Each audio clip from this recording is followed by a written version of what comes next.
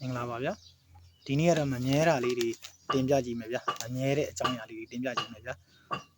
တထေးဘွယ်ထူးကဘာပေါ်တထေးဘွယ်ထူးကလည်းမမြဲဘူးဗျာအမွဲ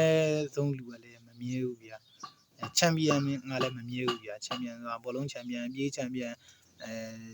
လက်ဝှေ့ချန်ပီယံအကုန်လုံးပေါ့ဗျာဘယ်ချန်ပီယံမှမမြဲဘူးဗျာ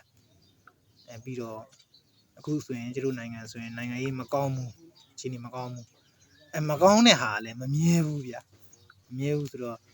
ပြန်ကောင်းမယ်ဆိုတာပေါ့ဗျာဆိုလိုတာပေါ့ဗျာခုဒါပါတော့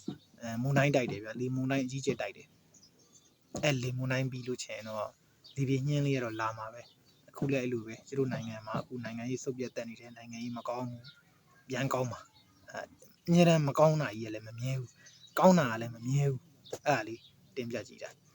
ခုတခြားနိုင်ငံတွေဆိုရင်လည်းနိုင်ငံရေးအခြေအနေကောင်းနေကြတယ်ဗျာသူတို့ကောင်းနေတာလည်းမမြဲဘူးတော့ကြာထဖောက်ခြင်းဖောက်မှာအခုကျတို့နိုင်ငံကလက်ရှိတော့လောလောဆယ်တော့နိုင်ငံရေးမကောင်းဘူးဒါပေမဲ့မကောင်းတာလည်းမမြဲဘူးကောင်းတဲ့အလေပြန်ရောက်အောင်ရာသီဥတုကလည်းမမြဲဘူး